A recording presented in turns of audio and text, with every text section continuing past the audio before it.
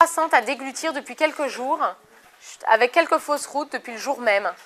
Elle avait déjà noté depuis plusieurs mois des modifications de sa voix qu'elle décrivait comme nasonnée, surtout en fin de journée, avec une fatigue importante et parfois des épisodes de vision double. Vous êtes frappé par son regard lorsque vous l'examinez. Alors, le voisin, question numéro 1, le diagnostic que tu suspectes.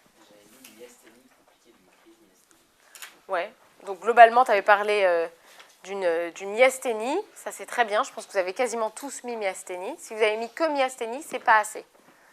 Après, il faut parler de myasthénie. Une myasthénie, il y en a dans les myasthénies auto-immunes, j'entends. Il y a deux formes, souvent les formes oculaires pures ou les formes généralisées. Donc là, on était dans une forme généralisée. Ça, tu ne l'as pas mis. Mais par contre, ce que tu m'as mis, c'est en phase de crise aiguë myasthénique. Alors souvent, on réserve le terme de crise aiguë myasthénique pour quand il y a une atteinte respiratoire avérée, ce qui n'est pas vraiment le cas. Mais je ne veux pas que vous voyiez le myasthénique comme, il y a le stade machin, il y a le stade truc, et chaque patient est dans un stade. En fait, c'est un continuum. Un patient qui est en train de s'aggraver va évoluer quasiment inéluctablement son traitement jusqu'à la crise aiguë myasthénique. Donc, il fallait que vous m'ayez parlé dans la réponse à cette question, soit de myasthénie généralisée sévère, soit de la notion de poussée, en poussée actuellement, soit si vous m'avez mis crise aiguë myasthénique, je vous aurais très probablement mis tous les points parce que vous avez parlé vraiment de la notion de sévérité qui va induire la notion de traitement. Donc il y a vraiment un continuum, on peut pas, si on est très, frileux, on ne va pas peut-être mettre crise aiguë myasthénique parce qu'on n'a pas avéré la notion d'atteinte respiratoire, mais on y court, donc on est devant une myasthénie généralisée sévère en poussée. Sur quels arguments? Alors, j'ai mis, il y avait la présence, donc le terrain, c'était une femme déjà. Il me semblait que c'était un peu, voilà. C'est un peu sexiste. Voilà, non, mais pas du tout. Ensuite, donc il y avait un syndrome myasthénique avec une fatigabilité musculaire, donc aggravée par l'effort. Une atteinte de la musculature oropharyngée avec une voix nasonnée et des troubles de déglutition. Une atteinte de la musculature, enfin de l'oculomotricité avec une diplopie, un ptosis. Et voilà, c'est tout ce que j'avais mis, je crois. D'accord. Écoute, c'est très bien. Donc on parle de myasthénie généralisée sévère en poussée. Devant le syndrome myasthénique, il y a une atteinte motrice pure, très probablement devant ce qu'on te donnait à l'énoncé, associée à une notion de fatigabilité musculaire avec un déficit majeur en fin de journée. L'atteinte très évocatrice de la sphère que j'appelle bulbaire, en fait, de tout ce qui est oropharyngé avec des troubles de la déglutition, une dysphonie, et la sphère oculaire avec l'optosis et la diplopie. La sévérité, enfin la notion de poussée, se voit dans l'aggravation récente de jour en jour de son état clinique. Très bien. Les facteurs recherchés à l'interrogatoire pouvant expliquer l'aggravation récente? Alors, on recherche la prise de médicaments, Ouais. comme les benzos ou certains antibiotiques, je crois. Oui, certaines classes de médicaments contre-indiquées chez le patient myasthénique, tout à fait.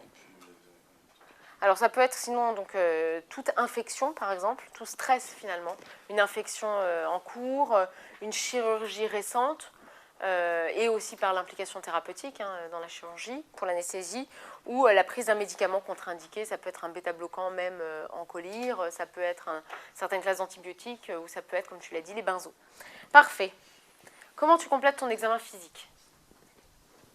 Moi, je connais pas la myasthénie, donc j'ai fait un examen neurologique général. Alors même si tu connais pas la myasthénie, il y a un truc que tu dois me dire. Tu vois? Il y a un truc, tu me le dis, là, même si tu connais pas la myasthénie, tu n'as plus la moitié des points. Qu'est-ce que tu recherches à l'examen clinique chez cette dame? Ça doit être médulaire, comme réflexe. Un seul truc. Je sais pas si elle respire bien. Un truc. Je sais pas si elle respire bien. Non. Amen. Si elle respire bien. Voilà, nous t'applaudissons. Tu vois que tu connais la myasthénie, parce que tu connais ce qu'il y a de plus important pour le myasthénique, c'est lui demander, êtes-vous dyspnéique? D'accord? Comment tu vas évaluer l'atteinte respiratoire chez cette patiente? Je regarde. Comme chez n'importe qui d'autre, voilà. Alors vas-y, dis-moi. Déjà, on lui demande si elle respire bien ou pas. Ouais, est-ce qu'elle a une dyspnée? Ouais. On recherche des signes de détresse respiratoire, mais bon, il n'y en a pas, quoi. On n'en sait rien. On les cherche. On cherche un tirage, un balancement.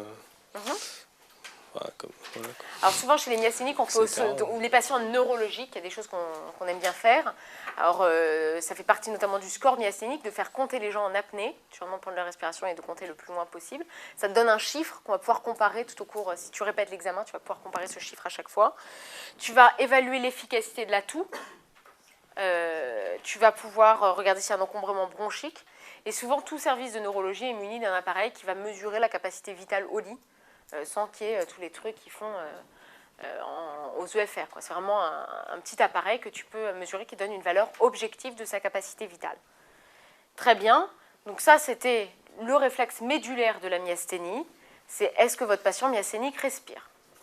Ensuite, il y a un petit peu tout le blabla qu'on a vu tout à l'heure. Alors, on va compléter notre examen. On voit qu'elle a une atteinte plutôt motrice pure. Donc, on va regarder s'il y a un déficit ailleurs qu'au niveau de la sphère oropharyngée ou de la sphère oculaire. On va regarder s'il y a un déficit au niveau des membres. Et un autre truc important qu'on peut voir chez ces gens qui ont des troubles de la déglutition, c'est qu'on va rechercher un déficit axial. Soit un déficit de la nuque, ils peuvent avoir au maximum une nuque qui tombe et pas arriver à relever leur tête. D'accord ? Ensuite, on peut regarder l'atrophicité musculaire, s'assurer qu'elle est normale. On peut regarder les réflexes ostéotendineux, s'assurer qu'ils sont normaux. On peut essayer de mettre en évidence une vraie ophtalmoplégie, parce que là, je vous donne une photo de son œil, on voit bien le ptosis. Mais on peut regarder, lors de l'examen oculomoteur et le suivi oculaire au doigt, s'il y a une ophtalmoparésie ou plégie avérée. D'accord ? Après, on peut détailler plein d'autres choses, rechercher des antécédents de maladies, machin. Mais vraiment, ce que je voulais vous faire dire dans cette question, et que si vous ne m'avez pas dit, c'est 0 à la question, c'est est-ce que la patiente respire bien? D'accord? Le voisin, ton attitude... Oui. C'est peut-être bête, mais le glaçon, ça enlève ou ça fait un ptosis? Alors, le test au glaçon, je t'avouerai qu'en pratique clinique, on ne le fait pas. Voilà, moi je ne l'ai jamais fait, le test au glaçon. De mémoire, ça fait disparaître le ptosis, mais je t'avouerai que je ne l'ai jamais vu faire. Moi, je fais souvent faire répéter des manœuvres aux patients, c'est-à-dire de faire répéter le clignement des yeux, tu vois, pour revoir la fatigabilité et l'apparition du ptosis. Tu peux les faire lever d'un siège bas pour regarder s'il y a une fatigabilité au niveau des membres. Entre toi et moi, une patiente qui est en phase de poussée d'une maladie comme la myasthénie, ou d'une heure à l'autre, elle peut devenir en détresse respiratoire, je ne vais pas la faire les petits cours de Club Med Gym, là, où vous descendez sur votre siège. Ok? Donc, je ne lui ferai pas faire ça, et j'irai encore moins chercher mon glaçon dans le frigo. D'accord? Que ce soit clair. Alors, question numéro 4. Ouais. Et le test à la métabolie, on ne le fait pas? Alors, tous les tests aigus aux anticholinesterasiques, dans ce cas-là, moi, la patiente, j'ai un diagnostic qui est, pour moi, quasiment sûr chez cette dame. Je vais plutôt essayer de la prendre en charge sur le plan thérapeutique et après faire tous les examens que je peux faire. Là, elle est dans mon box de consultation, je vais avant tout me chercher de lui trouver une place, plutôt que de lui faire un test aux anticholinesterasiques, par exemple. D'accord ? Donc, c'est toute une question de priorité. Si tu vois un patient qui vient parce qu'il a un ptosis fluctuant et que c'est le seul symptôme qu'il a, oui, j'irai, je vais le prendre, je vais le dire, on va vous faire un petit test, machin, autensilon, super. Et là, ça aura vraiment un intérêt immédiat pour lui. Tandis que là, chez cette dame, la notion de fatigabilité est assez évidente, l'atteinte est extrêmement évocatrice. Il y a une urgence quasi vitale chez cette dame, donc je pense que c'est perdre un temps fou que de proposer ce traitement immédiatement, ce test dans le box de consultation. Ok ? L'attitude immédiate. Alors, je l'hospitalise en urgence, en réanimation, notamment s'il y a des troubles respiratoires. Ouais. Je la mets à jeun immédiatement vu qu'elle a des troubles de déglutition. Je mets un scope cardio-respiratoire avec la saturation en continu. Voilà, je lui mets, s'il y a des troubles respiratoires, je lui mets une oxygénothérapie, voire plus s'il y a besoin, en fonction, intubation si besoin. Je fais un test diagnostic aux anticholinesterasiques pour voir si ça peut aider. Je remets. Non. Je vais plutôt la traiter d'emblée. Oui, c'est ça, quand je dis test, en même temps la traiter en posologie. En fait, les tests, ça ne la traite pas, ça va la traiter pendant 2 minutes, après elle va revenir à son état antérieur. Mais on va y revenir. C'est très bien, déjà tu m'as mis pas mal de bonnes choses. Et je la surveille, avec une surveillance continue. Je peux faire, on peut évaluer, mais je ne sais pas si c'est dans la question suivante, évaluer la capacité vitale, tout ça. Ouais, j'avais plus mis dans la question suivante. Ouais. Tu m'as parlé de quelque chose à la question 2 et j'en entends plus du tout parler après. Ah, j'arrête tous les médicaments si elle avait pris, si elle avait pris quelque chose, on arrête tout ça. Ouais, on traite l'éthiologie. Ok, donc tu as très bien répondu. Tu m'as parlé d'une hospitalisation en urgence, au moins dans un service proche d'une réanimation, voire en réanimation immédiatement si les troubles de la déglutition sont très sévères ou si il y a des signes respiratoires sous-jacents. Absolument arrêter l'alimentation orale, mettre en place une sonde nasogastrique, une voie veineuse périphérique. On va traiter tout facteur déclenchant, donc on va traiter une infection, on va arrêter tout médicament contre-indiqué. Alors cette dame, tout ce qui est anticholinestérasique par voie intraveineuse, on le fait pour faire des tests. Hein, c'est un traitement de test diagnostique. Hein, ça a une demi-vie très très courte, donc une efficacité très limitée. Donc vraiment, ça sert dans le test diagnostique. Le traitement de la poussée, c'est plutôt des immunoglobulines intraveineuses ou des échanges plasmatiques. Vraiment, là, je pense qu'on a une quasi-certitude clinique chez cette dame. On va, pour moi, probablement pouvoir se passer du test au tensilon. Enfin, ça va dépendre de son état. Si elle est vraiment dans un état relativement stable, qu'elle a quelques petits troubles de la déglutition, oui, je lui ferai. Si vraiment elle est dans un état critique où elle va être intubée, ventilée, sédatée, non. D'accord. Tout va dépendre. De toute façon, ce n'est pas à vous de poser l'indication des immunoglobulines intraveineuses ou d'un échange plasmatique. Donc, vous pouvez en parler si vous voulez. D'accord ? Vous pouvez mettre, je réalise, si l'état de la patiente le permet, je réalise un test aux anticholinestérasiques et le traitement de la poussée sera réalisé, sera discuté, traitement par immunoglobuline intraveineuse ou échange plasmatique. C'est vraiment une décision de spécialiste qui doit être signée par un médecin senior. Donc, à l'ENC, on ne vous demandera pas de savoir en poser l'indication. Ensuite, bien sûr, la surveillance rapprochée, notamment respiratoire, pour pouvoir intuber, ventiler cette malade si son état devient trop critique. Très bien, donc n'oubliez pas les facteurs déclenchants. Si vous y pensez à un moment, vous devez le suivre tout au long de votre dossier. D'accord ? Ensuite, l'examen qui te semble utile chez cette patiente. Alors, les examens, donc moi, pour conforter le diagnostic, on peut faire une recherche d'anticorps anticholinestérasiques. Anticholinergiques. Antirécepteurs de l'acétylcholine. Ouais, c'est un petit peu compliqué. Hein. Anticorps, antirécepteurs d'acétylcholine. Hein, je te rappelle ta jonction neuromusculaire. Tu as des petits trucs d'acétylcholine qui passent. Tu as les petits récepteurs. D'accord ? Dans la méchante myasthénie, il y a un petit anticorps qui vient neutraliser le récepteur à l'acétylcholine, le rendre inefficace et altérer la région post-synaptique de cette jonction neuromusculaire. Ok ? Donc, anticorps, antirécepteurs à l'acétylcholine, c'est très bien s'ils sont négatifs, élimine-tu le diagnostic. Non, dans combien de pourcents des cas pourrait-il être négatif chez cette patiente ? 15%. Ouais. La myasthénie généralisée, on a environ 85 à 90% des cas qui ont des anticorps antirécepteurs positifs, donc 10 à 15 avec des récepteurs négatifs. Super, continue sur ta lancée. Donc après, on peut faire un électromyogramme. Alors, tu vois, électromyogramme, c'est bien. Il y a un truc qui est encore plus chic. Électromyogramme de détection et stimulodétection des 4 membres. Et actuellement chez elle de la face, ce qui peut avoir un intérêt dans ces formes souvent faciales de myasthénie. D'accord. Donc ça, c'est classe. Et qu'est-ce que tu recherches sur cet EMG ? C'est un phénomène de décrément, quelque chose comme ça. Ouais, tu sais à peu près comment ça se cherche ? Pas tellement, non. Ouais, moi non plus, j'en avais aucune idée. Bon, je te rassure. Donc, dans l'électromyogramme, on va voir ça au dossier numéro 3, parce qu'on parlera des polyneuropathies, mais on parlera plus dans le détail. Mais dans l'électromyogramme, il y a 2 phases. Il y a une phase de stimulodétection, c'est la première phase qu'on réalise, où globalement, tu vas stimuler un nerf et recueillir la réponse. Tu vois, donc là, tu vas avoir des électrodes de recueil, par exemple sur un muscle, et tu vas stimuler le nerf, notamment, là, je sais pas, le nerf médian, au niveau du canal carpien. D'accord ? Donc, tu stimules et tu recueilles, d'accord ? Ce qui va être un potentiel d'action qui est assez... Enfin, je vais le faire là, le potentiel d'action. Tu vois, le potentiel d'action que tu recueilles en simulodétection, il a la gueule qu'on a tous appris dans nos bouquins de bio quand on était en seconde. D'accord? On stimule à cet endroit-là et on commence à détecter à cet endroit-là. D'accord? Il y a un temps de latence entre les deux. Donc, tu stimules le nerf, tu recueilles au niveau du muscle le potentiel d'action. D'accord? Quand tu veux rechercher un phénomène de décrément, tu vas réaliser une stimulation répétitive à basse fréquence pour rechercher donc, ce phénomène de décrément qui correspond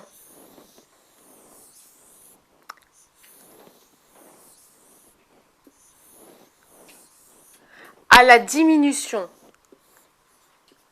de plus de 10% de l'amplitude du potentiel d'action au 5e potentiel. D'accord? Ça, c'est la définition du décrément, c'est dans votre correction. D'accord? Donc ça, c'est les 2 examens, l'EMG avec le petit décrément et la recherche de cet anticorps antirécepteur à l'acétylcholine. C'est les 2 examens du diagnostic positif. Quels autres examens tu fais? Alors après, pour le retentissement, donc on peut faire des examens visés respiratoires, donc des EFR par exemple.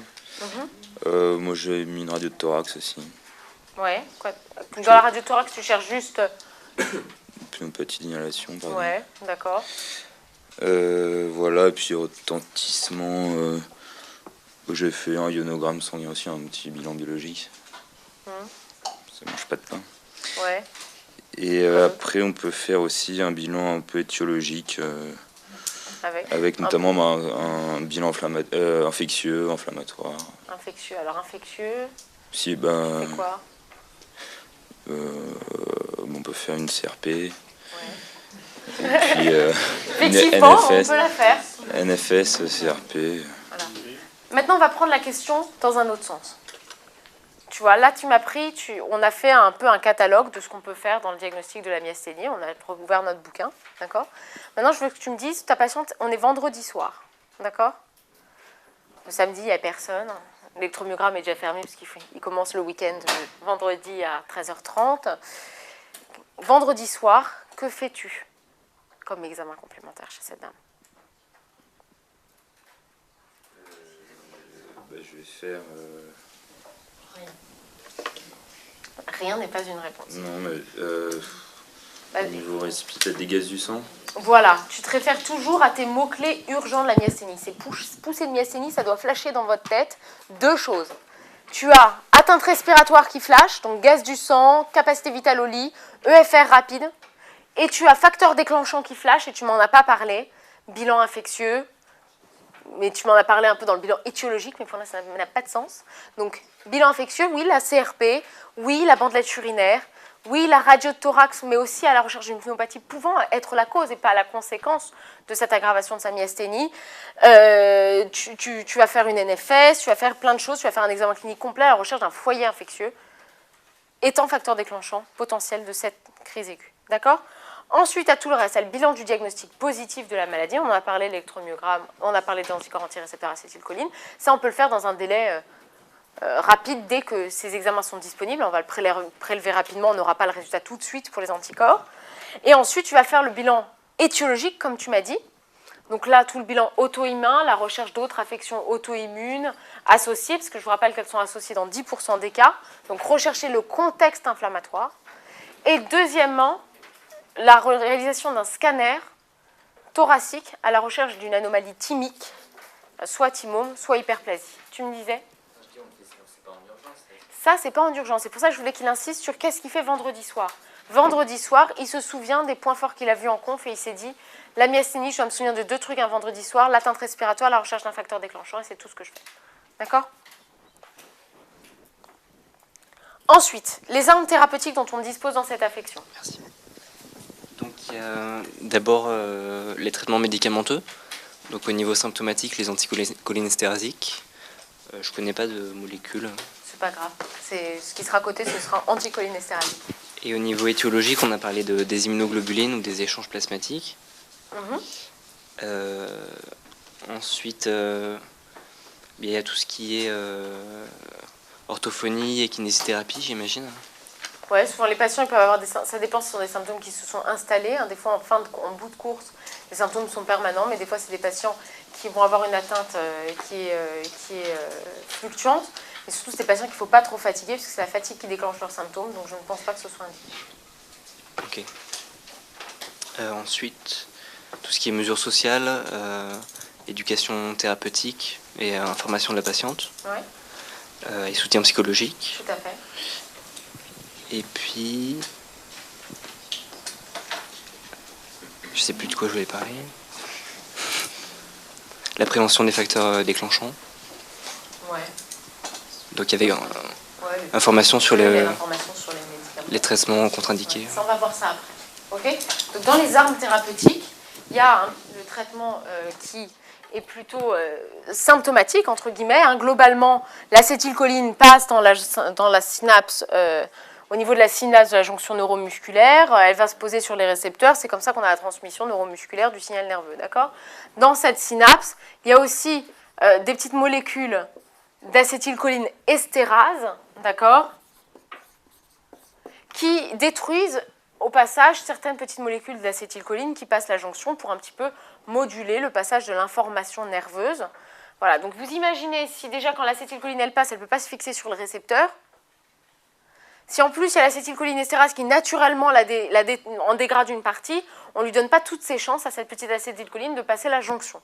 Donc le but des traitements anticholinestérasiques, c'est de réduire cette barrière naturelle d'acétylcholinestérase qui se situe au niveau de la synapse pour permettre que vraiment le maximum des petites molécules d'acétylcholine passent la jonction et viennent se fixer sur des récepteurs certes déficients, mais toujours présents. Donc ça, c'est la première partie du traitement, c'est vraiment le traitement symptomatique, entre guillemets, les anticholinestérasiques. Après, on va passer à des traitements étiologiques, c'est une maladie auto-immune. Qui dit auto-immune, vous pensez au traitement immunosuppresseur, ça tu m'en as pas parlé, mais tu peux avoir recours aux corticoïdes chez ces patients, à des traitements parfois immunosuppresseurs plus importants, de l'Immurel ou autres, par exemple. Ensuite, dans les traitements étiologiques, il fallait penser à la chirurgie, la thymectomie, qui peut être indiquée dans certains cas en présence d'anomalies thymiques. Donc ça fait partie du traitement. On ne vous demande pas de connaître les indications de la thymectomie, mais de savoir que ça peut se faire. Ensuite, tu m'as dit, on en avait parlé, en phase de poussée, on peut avoir recours aux immunoglobulines intraveineuses ou aux échanges plasmatiques. Et enfin, bien sûr, le soutien psychologique. Voilà, je répète que pour moi, la kiné et l'orthophonie, vu que ça induit une fatigue, ça va majorer les symptômes, donc ça ne me semble pas indiqué. La seule chose pour laquelle ça peut être intéressant, notamment l'orthophonie, c'est pour les patients qui ont régulièrement des troubles de la déglutition qui peuvent s'être installés, c'est leur apprendre les mesures, les postures à adopter pour déglutir le mieux possible. D'accord ? Mais pas pour la faire travailler régulièrement. Ensuite, question numéro 7, les conseils à donner à Madame G pour son mode de vie. Valérie ? Alors là, j'ai beaucoup mis l'éducation de la patiente avec pas d'automédication, la liste des médicaments qui sont interdits, les signes qui devront la faire consulter en urgence, une adaptation du traitement si jamais il y avait une infection, une carte qui mentionnait sa maladie, et voilà. Eh bien, c'est très bien. Donc tu m'as dit que tu vas aller dire à ta patiente, c'est toutes les règles de vie du myasthénique, c'est pas d'automédication. Mais ce n'est pas parce que vous ne dites pas d'automédication qu'il ne faut pas quand même, et c'est médico-légal, leur remettre et envoyer à leur médecin traitant la liste des médicaments contre-indiqués dans la maladie. Savoir leur apprendre un petit peu en phase effectivement d'infection ou de stress récent, auto-adapter leur dose d'anticholinestérasique. Connaître les effets secondaires, les signes d'alarme ou les signes de surdosage, en fait, soit les signes d'alarme de la maladie, soit les signes de surdosage liés aux médicaments, et savoir consulter en urgence si besoin. Et avoir bien sûr une carte de patient myasthénique. Ok ? Donc j'espère que vous aurez retenu, on va dire, 4 mots de ce dossier pour le reste de votre vie. Le myasthénique n'est pas juste un patient avec un ptosis. Le myasthénique est un patient qui peut faire une atteinte respiratoire, qui peut être en poussée et chez qui il faudra rechercher des facteurs déclenchants. C'est quelqu'un chez qui il est médico-légal de remettre la liste des médicaments contre-indiqués et une carte de patient myasthénique. Okay ? Donc 4 mots-clés qui doivent figurer sur tous vos dossiers de patients myasthéniques.